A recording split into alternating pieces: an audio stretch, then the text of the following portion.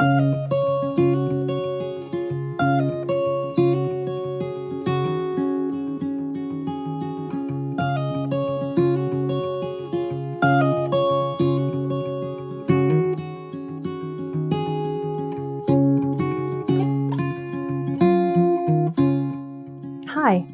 I'm going to show you how to carve this sweet little acanthus leaf earring. And if you take a look at this, so we've got hanging in like that, and we've got this nice scroll, and that scroll flows into the leaf. It got a little bit of an S shape there. If you look at it from the side, we've got that flowing over like that, curving, flowing down at the tip. And then we've got these little overlapping lobes. This one's on top of that one's on top of that. Okay, and this is a very traditional design, a very historical design. It's going to be a little simplified in that just the size of it can be very challenging. Now, I recently wrote a book on carving the acanthus leaf. And so I really do love this design. It's been around for 2,500 years. Originally started in Greece. They used it in the Corinthian capital. And then from that point on, it just stayed with us. And it still is there really a very common design in architecture and tapestry and all sorts of things, even today. But you can read all about it. And if you're interested in the book, go to www.Lost Art Press. That is where you can purchase the book directly. They are the publishers. But yeah, it was a lot of fun writing that book. And it was a leaf that I have carved a lot of, but I didn't really know how much there was to write about, all the different designs, the Rococo, the Baroque, the Greek style. Oh, anyway, it's kind of intense. In fact, I probably could have written about the same amount again and not run out of different designs. So who knows, maybe a second book is coming. Okay, so I want to show you how I started this. So first of all, I've got my little template.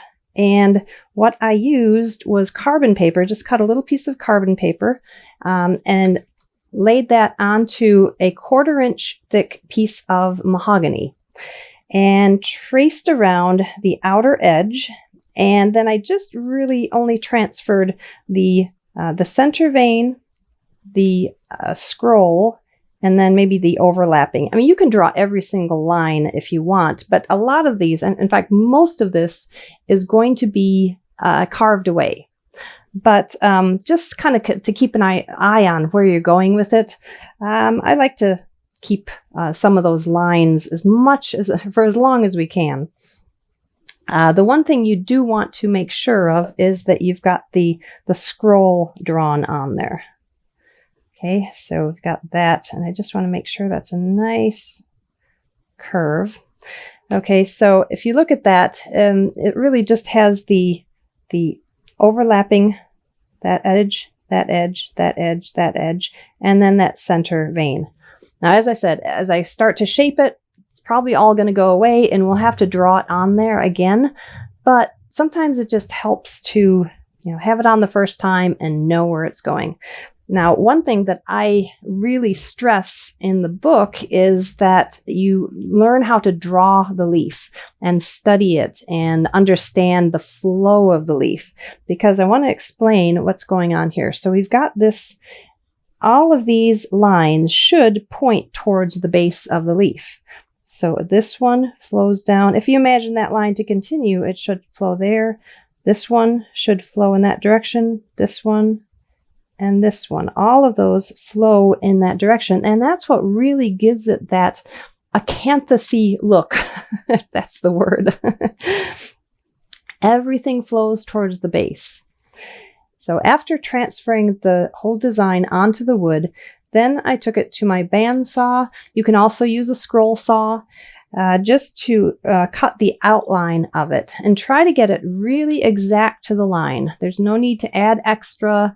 As long as we know that that design is correct, the shape, the outline of the shape is correct, you can go right up to that edge. Now you can see there's still some saw marks there. I'm not going to worry too much about it because a lot of that is going to be carved away.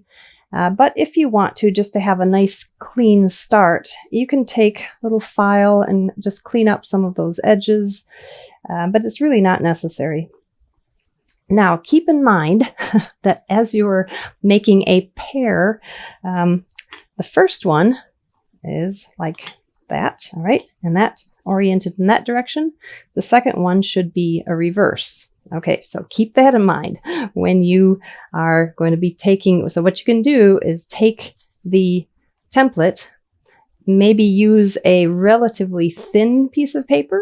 Then if you flip it over, you can actually see, I actually did that. I flipped it over and you can kind of see still the vein lines. You can see the details. So I traced one of them like that. Which one? This one.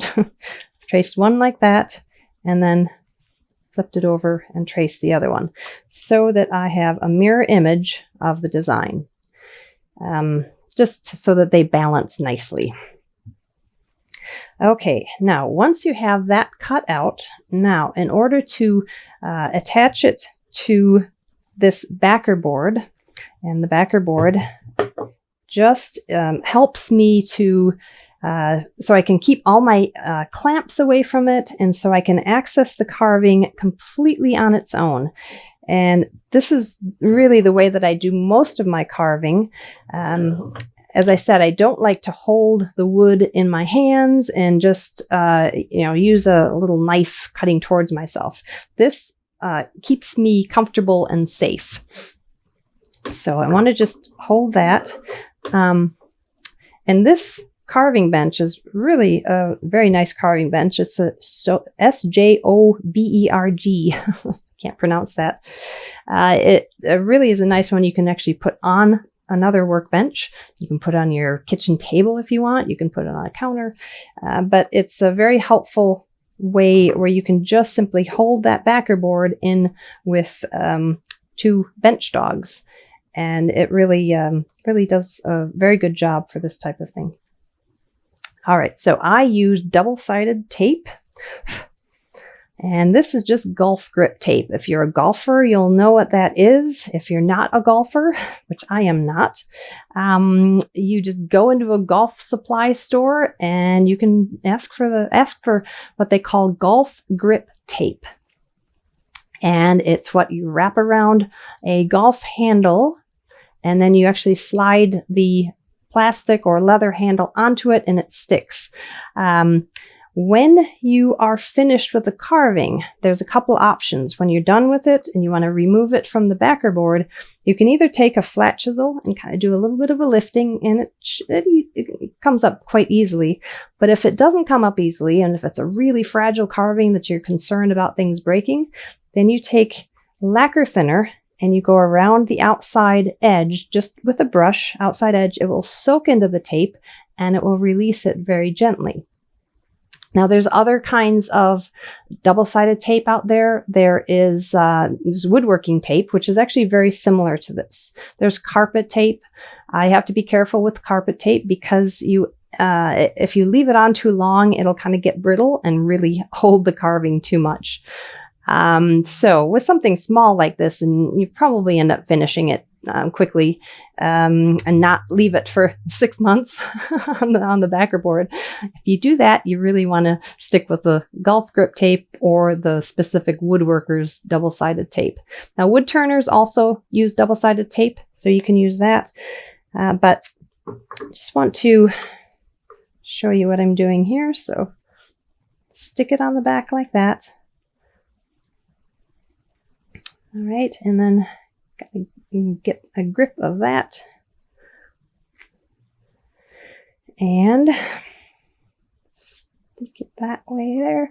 Now, what's interesting is I made a cut. So the first one here, if you look at this, the grain is going in this direction, right? Down that way. When I made the second cut blank, I actually made it the other direction. Just didn't even think about it. I had this little piece of wood. Oh, that fits perfectly. And believe it or not, it will make a difference. It might end up actually weakening it right there. All right. So anytime you have this cross grain going like that and in thinner areas, it can make things pretty fragile. So I recut it so that, oops, that's stuck in there. Anyway, with this one, the grain is now going the same direction as that one. Okay. So you do want to consider the grain direction, and also you want to consider the grain direction for the ease of carving. Sometimes it makes a difference, sometimes it doesn't, but for this one, I just want to keep it consistent from one to the other. Just something, an oversight when I cut that. So that happens.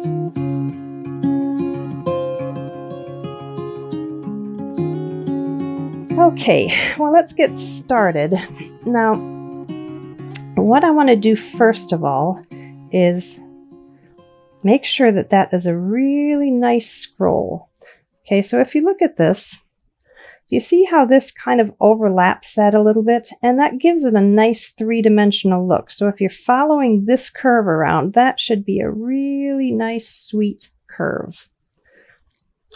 So looking straight down at it, it overlaps that a little bit and then curls around. Okay, so I'm going to start by taking this and making a vertical cut, and I'm just going to very, very gently make a cut like that. And just so notice what I'm doing, I'm kind of rocking the tool like that. I've got my thumb on the end of it. It's going to stop it from slipping. And then I'm just going to rock it like that. And that fits that inside little curve. And this is a number 9-5. And then I'm going to use one that's a little bit more open. This is a number 5-5. And just going to connect those cuts and go a little bit deeper there.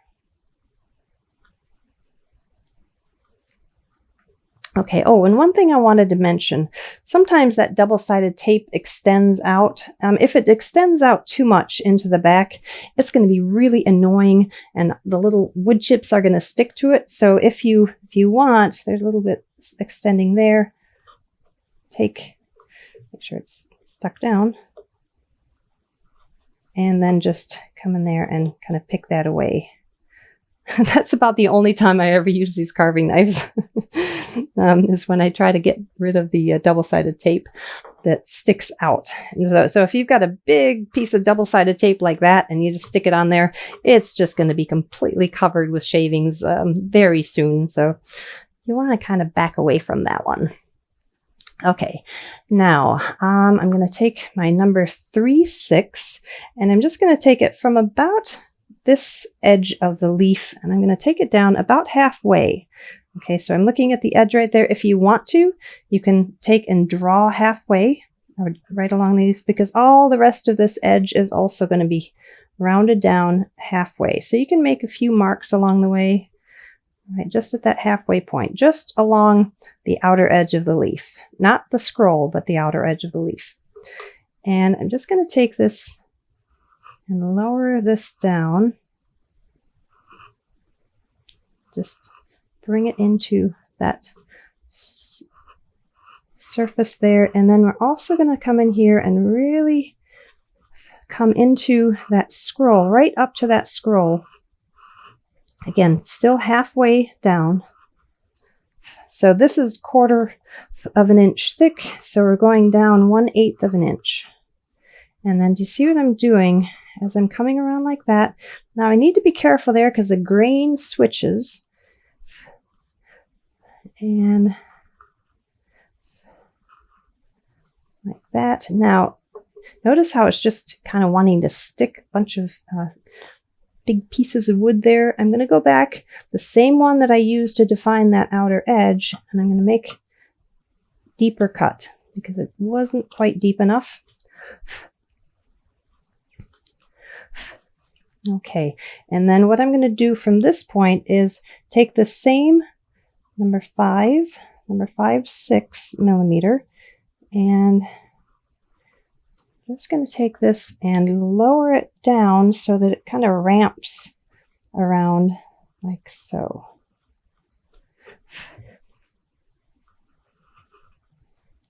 So you can see already that a lot of those lines that I drew on there are going to disappear.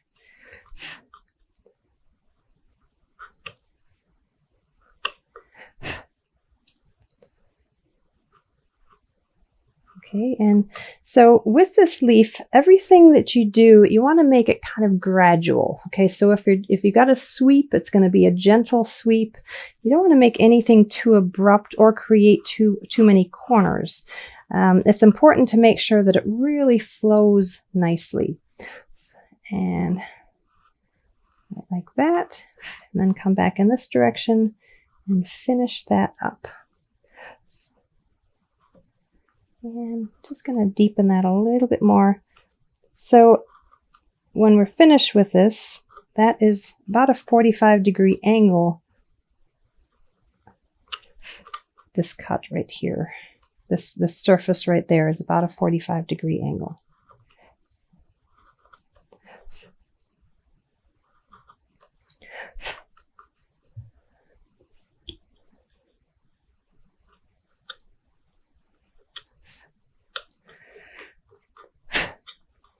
Okay, and I just want to deepen that a little bit more. It didn't quite go that full depth. Okay, now I'm going to continue around, and it's best to just start from here. This is my number 3/6 that I'm using, and just going to take that and just round over those outer edges. And again, I'm taking that down about half the thickness. But I want to make that a nice, gentle curve.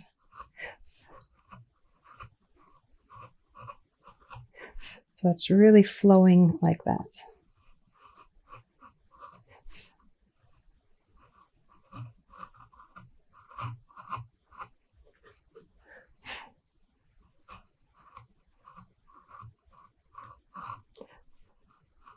Now notice I've got this turned so the bevel side is down, so I'm really just taking little facets off.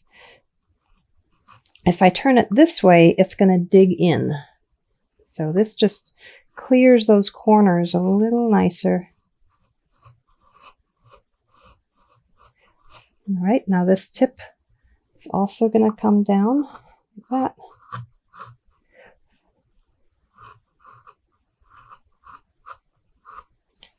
And then now also this side.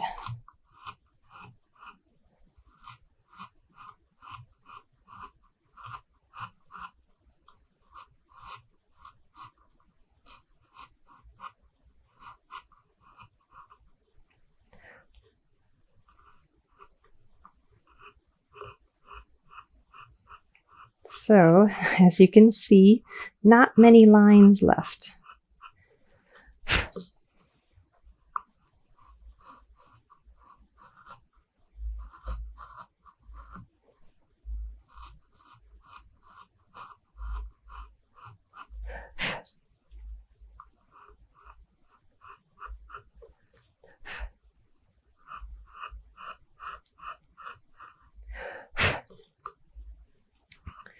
Okay, let's see. I think I'm just wanting to make sure I've got the correct curvature, and I think this area there needs to be brought a little further over there. So let me just do that so I can keep both of these shapes a little bit more consistent. So I'm going to take this curl a little bit more over to that edge. Then I'm going to come in this direction. So I'm really taking this a little closer to this edge.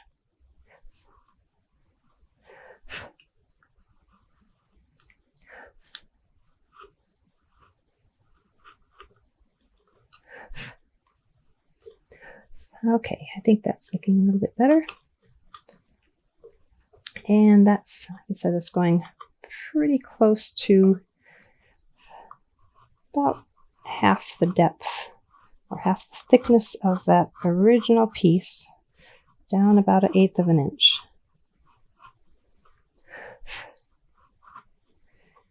All right, so that's curved around there. And let's just see a little bit more there.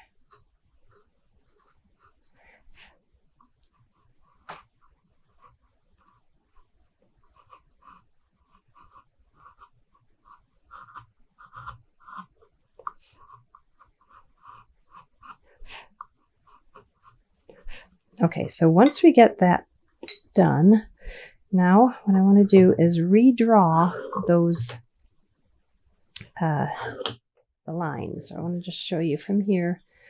So just got to refer back to that template, and we've got that center vein right there. Make sure that that is a nice S shape. Make sure that is right there.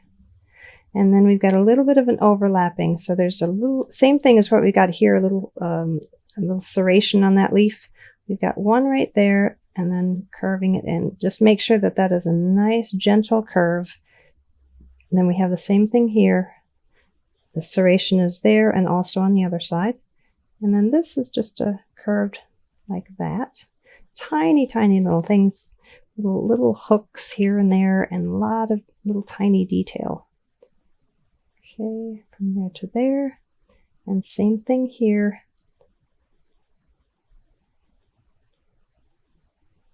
Okay.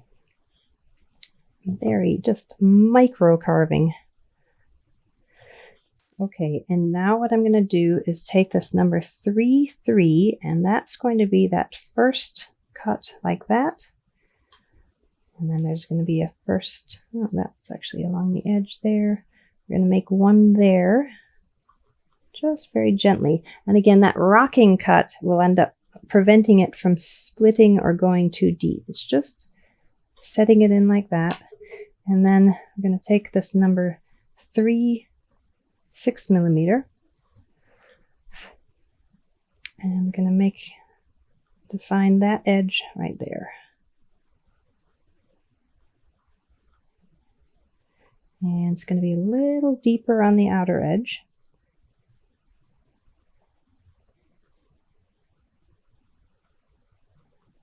And those, they should join together and make one continuous edge. This should join together with the previous cut. Okay, and then right there.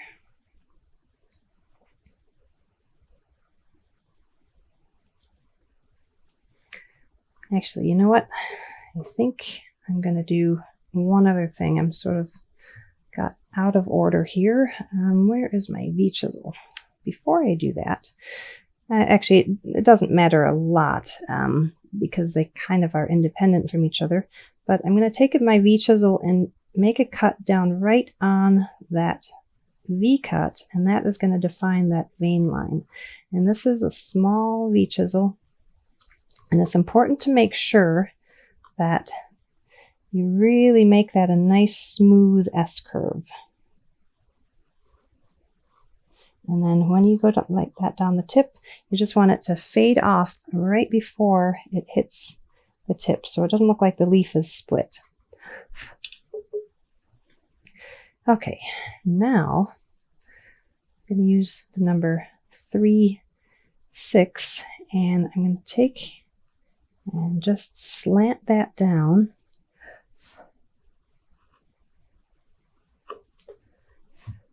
Like so, so that it looks like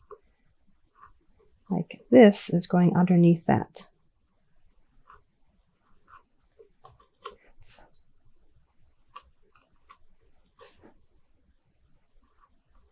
Okay, so I might have to come in this direction. Going uphill like that, you're probably going to hit the end grain. So sometimes you have to go just like that.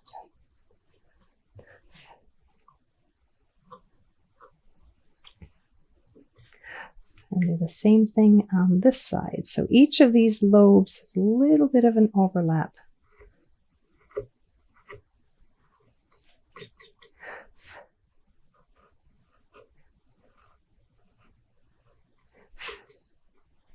And same thing here. Since this is already going downhill a little bit, probably safer to do this in that direction.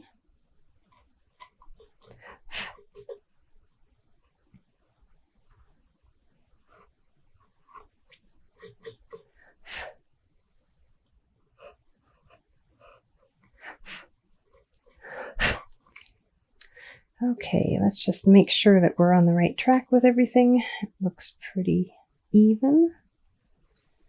Okay, and now what I'd also like to do is right along the edge of that V cut. Just gonna sort of kind of let it curl down into it. So it's not just a V cut there, but it actually is shaping the leaf a little bit.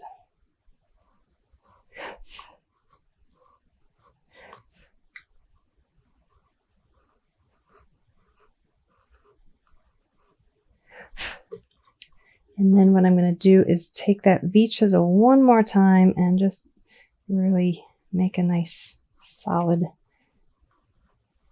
cut right there. And it's important, again, to make sure that that really stays like a curling S curve.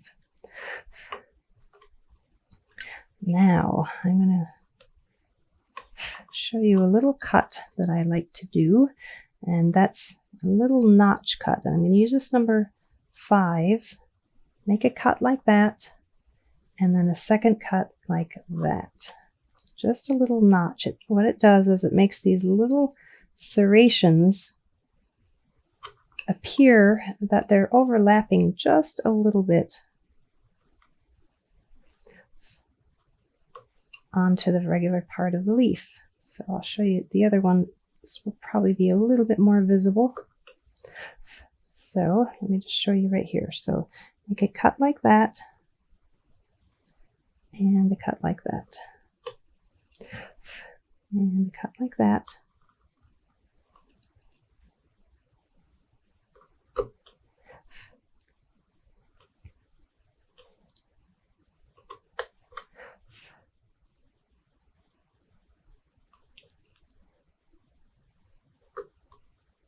And then one more right there.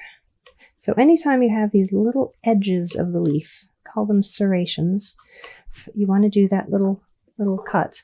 So let me just show you. I did a larger one. Sometimes it's easier to see on a larger one, but you see what I've got here. It's actually the same design, just on a larger scale, from there to there. So do you see how this gives a little bit of an overlap? Look, it's this little notch there, that little notch there, that one, that one.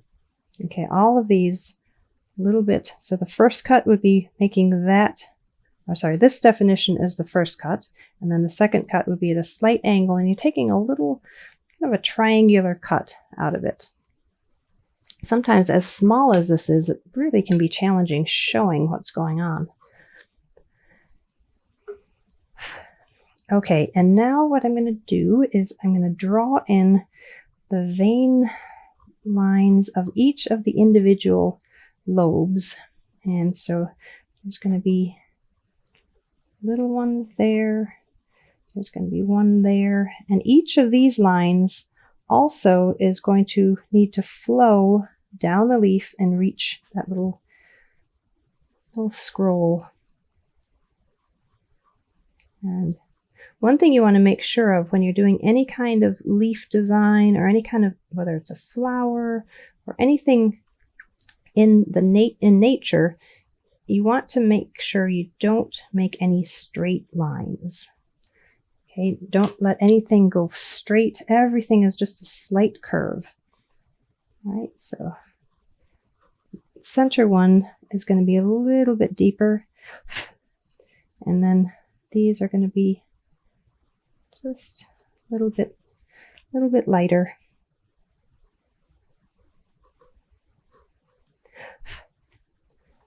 Okay, and then I'm just gonna finish that one right there. Downhill. Sorry, I know you probably can't see this side very well. All right, then there's going to be the main one right there.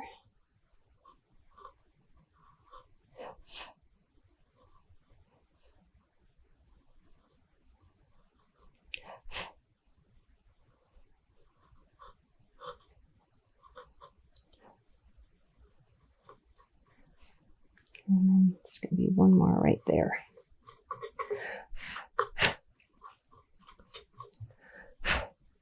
Okay, do you see now what we're doing? So from the side, it's got a lot of shape to it. And now from the front, you can see that is definitely that S shape. And let me just flip it over. You might be able to see a little bit better shadow. Okay, and next I'm going to do is just clean up the outer edge. And what I like to do, if there's any sharp edges like that, I just take a little tiny chamfer cut and it kind of softens it a bit and it protects any of those edges. And then I'm just going to do a lot of undercuts, because what happens right now is that you can actually see, if you angle it like that, you can really see that wall, and I don't want that to be visible. So if you look at this, what I've gotten on here, if you look at the back side, it's quite a I wouldn't say 45-degree angle cut, but it is an angle enough so when you look at the front side that it does not, you can't see it. If it starts to sort of twist, whatever, it's not that vertical edge. And you can even do a more aggressive than what I've done. But from the top, what I'm going to do, I'm going to show you how to do this from the top. Again, I like to not have to hold it in my hand and carve. So I'm just going to go around all of the edges, and from that outer edge, this is number 3/6, and just go from that outer edge and just angle down.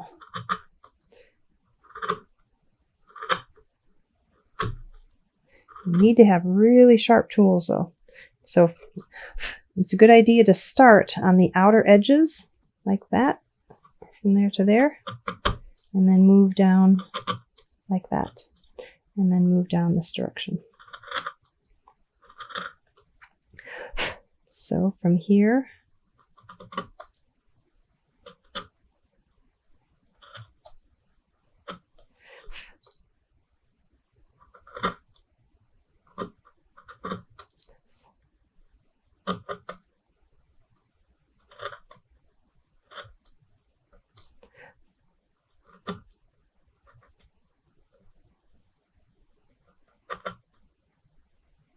so just take your time with it, because we don't want to be chipping off sections of the leaf.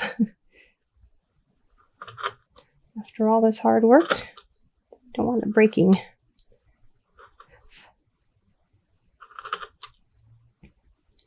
So I can pretty much use this number 3 all the way along the edges.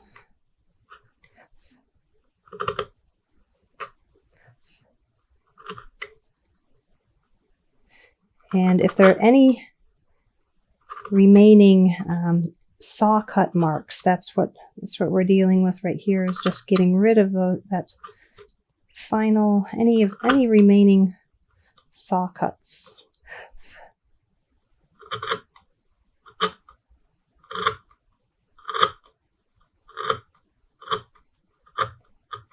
And cleaning up any edges. Now I am going to take my eraser and just go in there and kind of get rid of some of those pencil lines. Sometimes those can get really distracting. And then I've got this brush, just a stiff craft brush, and that will hopefully get rid of any little extra fuzzies that want to stick. And I see an area that's just needs to be cleaned up a bit. Okay, oh, I forgot. I mentioned this, but I didn't do it, and that is just go along these outer edges.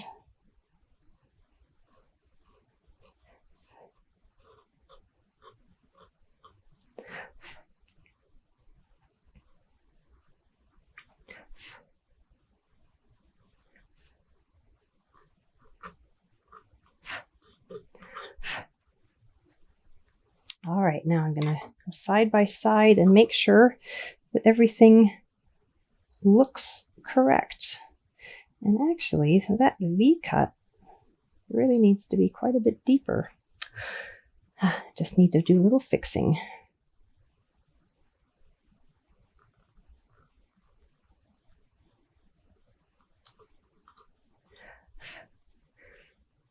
Just want to make it actually match.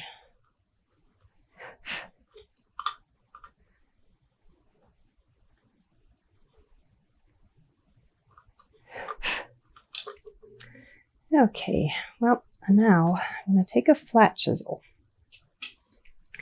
And I'm going to take this and just pry that up, and that double-sided tape should release. And then I can take this off, and you can see, as long as you actually hit the background, you can see how hard I hit that and actually carved into the backer board. And now, if you want to do any kind of final cleanup, sometimes just that process is you just take a little riffler file, do some cleanup of those inside corners.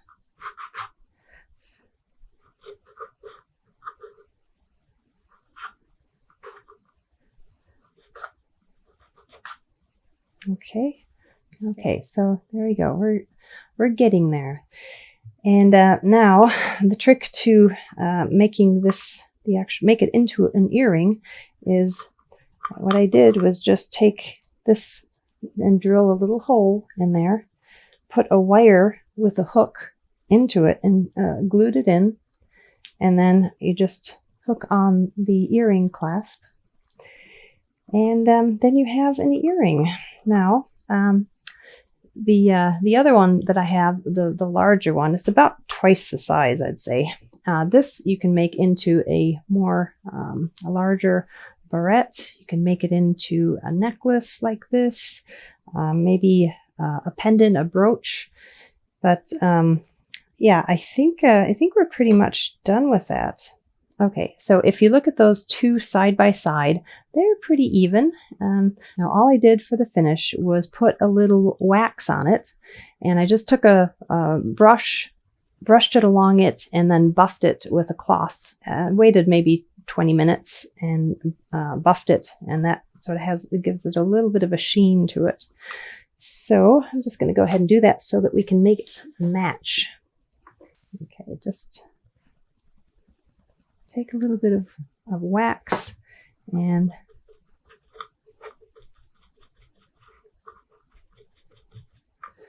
you can do all sides and the outer edge.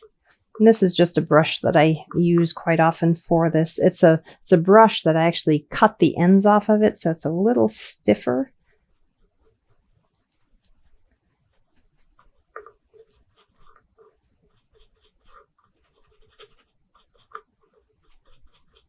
And then I just let that cure for a bit, maybe, no more than half an hour. And then I buff it just with a cloth, or you could take a dry brush also. So you can see now we've got them both very close to the same color. So there we have a matching pair of earrings. So as I said, you could do a lot with this. You could make it into so many things. You could just make it into just a decorative piece, just that you want to maybe hang on your wall or something. The thing is, whether it is this tiny one for the earring or whether this is the one that's twice the size for anything else, you can even make it 10 times the size, make it like this architectural feature. But this is an acanthus leaf. So now you can see how that looks. Yeah, that was fun. And as I said, I'm not used to doing such tiny, tiny little pieces, but sometimes you just have to sort of dive in and, but yeah, that was a lot of fun. So here's the happy acanthus leaf family, 2 little ones and the mommy. Yeah, very sweet. Well, I hope you enjoyed that. I certainly did, and now I have to make this other one into an actual earring, and then I shall wear it. Yeah, and they're light enough where it doesn't really, it's not too heavy earrings. Anyway, there. Looks like that. All right, well, happy carving.